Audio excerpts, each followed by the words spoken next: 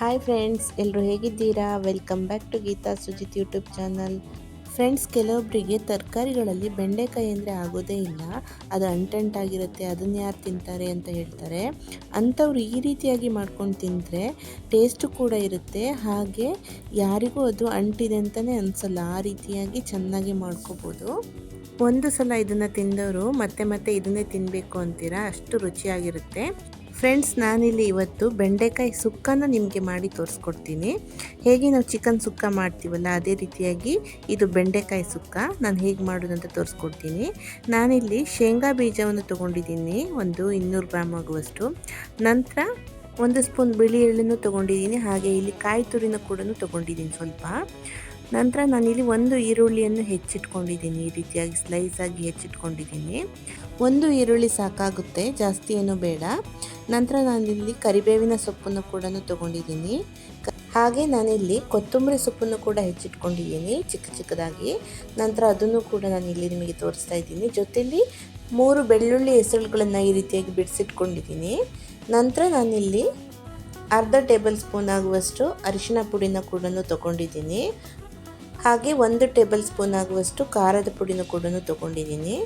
ನಂತರ ನಾನಿಲ್ಲಿ 1 table spoon ಧನಿಯಾ ಪೌಡರ್ನ ಕೂಡ ತೊಗೊಂಡಿದ್ದೀನಿ, ಹಾಗೆ ಅರ್ಧ ಟೇಬಲ್ ಸ್ಪೂನ್ ಜೀರಿಗೆ ಪೌಡರ್ ಕೂಡ ತೊಗೊಂಡಿದ್ದೀನಿ, ಹಾಗೆ 1 ಟೇಬಲ್ ಸ್ಪೂನ್ ಉಪ್ಪನ್ನು ಕೂಡ ತೊಗೊಂಡಿದ್ದೀನಿ. ನಂತರ ನಾನಿಲ್ಲಿ ಬೆಂಡೆಕಾಯಿನ ಹೆಚ್ಚಿಟ್ಕೊಂಡಿದ್ದೀನಿ, ಈ ರೀತಿಯಾಗಿ ಚಿಕ್ಕ ಚಿಕ್ಕ ಸೈಜಲ್ಲಿ ಹೆಚ್ಚಿಟ್ಕೊಂಡಿದ್ದೀನಿ. ನಂತರ ನಾನು ಒಂದು ಮಸಾಲಾನ ರೆಡಿ ಮಾಡ್ಕೊಳ್ತಾ ಇದ್ದೀನಿ. ಮಸಾಲಕ್ಕೆ ನಾನು ಮಿಕ್ಸಿ ಜಾರ್ನ ತೊಗೊಂಡಿದ್ದೀನಿ, ಅದಕ್ಕೆ ನಾನು ಇಲ್ಲಿ ಶೇಂಗಾ ಬೀಜನ ಹಾಕ್ಕೊಳ್ತಾ ಇದ್ದೀನಿ. ನಾನು ಮೊದಲೇ ಹುರಿದಿಟ್ಕೊಂಡಿದ್ದಂಥ ಶೇಂಗಾ ಬೀಜನ ಹಾಕಿಟ್ಕೊಳ್ತಿದ್ದೀನಿ, ಹಾಗೆ ಬಿಳಿ ಎಳ್ಳು ಕೂಡ ಹುರಿದಿರೋದು, ಸ್ವಲ್ಪ ಡ್ರೈ ರೋಸ್ಟ್ ಮಾಡಿರೋದು ಎರಡನ್ನೂ ಕೂಡ. ನಂತರ ನಾನಿಲ್ಲಿ ಧನಿಯಾ ಪೌಡರ್ನ ಸೇರಿಸ್ಕೊಳ್ತಾ ಇದ್ದೀನಿ, ಹಾಗೆ ಜೀರಿಗೆ ಪೌಡರ್ ಕೂಡ ಸೇರಿಸ್ಕೊಳ್ತಾ ಇದ್ದೀನಿ. ನಂತರ ನಾನಿಲ್ಲಿ ಇದಕ್ಕೆ ಖಾರದ ಪುಡಿನ ಸೇರಿಸ್ಕೊಳ್ತಾ ಇದ್ದೀನಿ. ಖಾರದ ಪುಡಿ ಸೇರಿಸ್ಕೊಂಡ ನಂತರ ನಾನಿಲ್ಲಿ ಅರಿಶಿನ ಪುಡಿನ ಕೂಡ ಇದಕ್ಕೆ ಸೇರಿಸ್ಕೊಳ್ತಾ ಇದ್ದೀನಿ. ನಂತರ ನಾನಿಲ್ಲಿ 3 ಬೆಳ್ಳುಳ್ಳಿ ಹೆಸರನ್ನು ಬಿಡಿಸಿಟ್ಕೊಂಡಿದ್ನಲ್ಲ ಅದನ್ನು ಕೂಡ ಇದಕ್ಕೇ ಸೇರಿಸ್ಕೊಳ್ತಾ ಇದ್ದೀನಿ ರುಬ್ಬೋದಕ್ಕೆ. ಹಾಗೆ ನಾನು ಇದೆಲ್ಲವನ್ನು ಚೆನ್ನಾಗಿ ಮಿಕ್ಸ್ ಮಾಡಿ ತರಿಯಾಗಿ ರುಬ್ಕೊಳ್ತೀನಿ. ನುಣ್ಣಗೆ ರುಬ್ಬೋದು ಬೇಕಾಗಲ್ಲ, ನೀರು ಹಾಕಬಾರ್ದು, ಹಾಗೆ ರುಬ್ಕೋಬೇಕು. ನಂತರ ನಾನಿಲ್ಲಿ ಒಂದು ಪ್ಯಾನ್ಗೆ 2 ಸ್ಪೂನ್ ಆಯಿಲ್ನ ಸೇರಿಸ್ಕೊಳ್ತಾ ಇದ್ದೀನಿ. ಸ್ವಲ್ಪ ಆಯಿಲ್ ಜಾಸ್ತಿ ಇದ್ದರೆ ಅದು ಮಿಕ್ಸ್ ಮಾಡಿದಾಗ ಅದರಲ್ಲಿರ್ತಕ್ಕಂಥ ಲೋಳೆ ಅಂಶ ಎಲ್ಲ ಹೋಗುತ್ತೆ, ಅಂಟಂಟಾಗಿರೋದೆಲ್ಲ ಹೋಗುತ್ತೆ.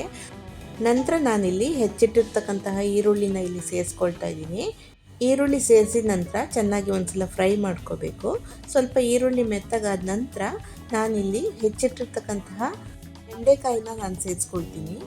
ಫ್ರೆಂಡ್ಸ್, ನಿಮಗೆ ನಾನು ಟಿಪ್ಸ್ ಕೊಡ್ತಾ ಇದ್ದೀನಿ. ನೀವು ಬೆಂಡೆಕಾಯಿ ಹೆಚ್ಚಬೇಕಾದ್ರೆ ಫಸ್ಟೇ ಎಲ್ಲವನ್ನು ಚೆನ್ನಾಗಿ ತೊಳೆದು ಒಂದು ಒಣ ಬಟ್ಟೆಯಲ್ಲಿ ಒರೆಸಿ ಒಂದು ಚಾಕುವಿಗೆ ಸ್ವಲ್ಪ ಎಣ್ಣೆಯನ್ನು ಅಪ್ಲೈ ಮಾಡಿ ನೀವು ಕಟ್ ಮಾಡಿದರೆ ಅದು ಲೋಳೆ ಎಲ್ಲ ಅಂಟ್ಕೊಳ್ಳಲ್ಲ. ಈ ಟಿಪ್ಸ್ನ ಫಾಲೋ ಮಾಡಿ ಫ್ರೆಂಡ್ಸ್. ಹಾಗೆ ನಾನಿಲ್ಲಿ ಬೆಂಡೆಕಾಯಿ ಹಾಕಿದ ನಂತರ ನಾನಿಲ್ಲಿ ಉಪ್ಪನ್ನ ಕೂಡ ಸೇರಿಸ್ಕೊಳ್ತಾ ಇದ್ದೀನಿ. ನಾನು ಮೊದಲೇ ತೆಗೆದಿಟ್ಟಿರ್ತಕ್ಕಂಥ ಉಪ್ಪನ್ನು ನಾನಿಲ್ಲಿ ಸೇರಿಸ್ಕೊಳ್ತಾ ಇದ್ದೀನಿ. ಉಪ್ಪು ಸೇರಿಸಿದ ನಂತರ ಚೆನ್ನಾಗಿ ಎಲ್ಲವನ್ನು ಒಂದ್ಸಲ ಮಿಕ್ಸ್ ಮಾಡಬೇಕು. ಚೆನ್ನಾಗಿ ಮಿಕ್ಸ್ ಮಾಡ್ಕೊಂಡ ನಂತರ ನಾವು ಇದನ್ನು ಒಂದು ಲಿಡ್ಡನ್ನು ಕ್ಲೋಸ್ ಮಾಡಿ ಚೆನ್ನಾಗಿ ಅದನ್ನ ಬೇಯಲಿಕ್ಕೆ ಬಿಡಬೇಕು. ಚೆನ್ನಾಗಿ ಒಂದ್ಸಲ ಫ್ರೈ ಮಾಡಿ ಬೇಯಲಿಕ್ಕೆ ಬಿಡಬೇಕು. ನಾನಿವಾಗ ಲಿಡ್ಡನ್ನು ಓಪನ್ ಮಾಡಿ ನೋಡ್ತಾ ಇದ್ದೀನಿ, 10 ನಿಮಿಷ ಆಗಿತ್ತು, ಚೆನ್ನಾಗಿ ಬೆಂದಿದೆ, ಅದು ಲೋಳೆ ಎಲ್ಲ ಹೋಗಿದೆ ನೋಡಿ. ನಾನಿಲ್ಲಿ ಫ್ರೈ ಮಾಡಬೇಕಾದ್ರೆ ನಿಮ್ಗೆ ಗೊತ್ತಾಗ್ತಾ ಇದೆ. ನಂತರ ನಾನಿಲ್ಲಿ ರುಬ್ಬಿಟ್ಟಿರ್ತಕ್ಕಂತಹ ಈ ರೀತಿಯ ಪುಡಿಯನ್ನು ನಾನು ಸೇರಿಸ್ಕೊಳ್ತಾ ಇದ್ದೀನಿ. ನಾನೆಲ್ಲ ಮಸಾಲೆನ ರುಬ್ಬಿಟ್ಟಿದ್ನಲ್ಲ ಪುಡಿ, ಅದನ್ನು ಕೂಡ ಇಲ್ಲಿ ಸೇರಿಸ್ಕೊಳ್ತಾ ಇದ್ದೀನಿ. ನಂತರ ಸೇರಿಸಿದ ನಂತರ ಚೆನ್ನಾಗಿ ಒಂದ್ಸಲ ಮಿಕ್ಸ್ ಮಾಡಬೇಕು. ಬೆಂಡೆಕಾಯಿ ಜೊತೆ ಎಲ್ಲ ಮಸಾಲೆ ಕೂಡ ಮಿಕ್ಸ್ ಆಗಬೇಕು, ಹಾಗಾಗಿ ಚೆನ್ನಾಗಿ ಮಿಕ್ಸ್ ಮಾಡ್ಕೊಳ್ಳಿ. ನಂತರ ನಾನಿಲ್ಲಿ ಇದಕ್ಕೆ ಸ್ವಲ್ಪ ನೀರನ್ನು ಸೇರಿಸ್ಕೊಳ್ತಾ ಇದ್ದೀನಿ. ಜಾಸ್ತಿ ನೀರನ್ನು ಸೇರಿಸ್ಕೋಬೇಡಿ. ನಾನು ಯಾವ ಬೌಲಲ್ಲಿ ಹಾಕಿದ್ನಲ್ಲ ಮಸಾಲ ಪುಡಿನ ಅದೇ ಬೌಲಲ್ಲಿ ಸ್ವಲ್ಪ ನೀರನ್ನು ಹಾಕ್ಕೊಂಡಿದ್ದೀನಿ. ಇದು ಬೆಂಡೆಕಾಯಿ ಸುಕ್ಕ ಆಗಿರೋದ್ರಿಂದ ಜಾಸ್ತಿ ನೀರು ಹಾಕಿದರೆ ಚೆನ್ನಾಗಿರಲ್ಲ. ಈ ರೀತಿಯಾಗಿ ಚೆನ್ನಾಗಿ ಸ್ವಲ್ಪ ನೀರು ಹಾಕಿ ಈ ರೀತಿಯಾಗಿ ಚೆನ್ನಾಗಿ ಮಿಕ್ಸ್ ಮಾಡ್ಕೊಳ್ಳಿ. ನಂತರ ನಾನಿಲ್ಲಿ ಕಾಯಿ ತುರಿನ ಸೇರಿಸ್ಕೊಳ್ತಾ ಇದ್ದೀನಿ. ನೋಡಿ, ಇಲ್ಲಿ ತೆಂಗಿನಕಾಯಿ ತುರಿನ ನಾನಿಲ್ಲಿ ಸೇರಿಸ್ಕೊಳ್ತಾ ಇದ್ದೀನಿ, ಹಾಗೆ ಅದನ್ನು ಕೂಡ ಚೆನ್ನಾಗಿ ಮಿಕ್ಸ್ ಮಾಡ್ಕೊಳ್ತಾ ಇದ್ದೀನಿ. ನಾನಿಲ್ಲಿ ಯಾವುದೇ ಟೊಮೊಟೊ ಮತ್ತು ಯಾವುದೇ ಲಿಂಬೆ ರಸ ಯಾವುದನ್ನು ಕೂಡ ಸೇರಿಸ್ತಾ ಇಲ್ಲ. ನಿಮಗೆ ಸ್ವಲ್ಪ ಹುಳಿಯಾಗಿರಬೇಕು ಅಂತಂದರೆ ಸ್ವಲ್ಪ ಲಿಂಬೆ ರಸನ ಹಿಂಡ್ಕೊಳ್ಳಿ, ಚೆನ್ನಾಗಿರುತ್ತೆ.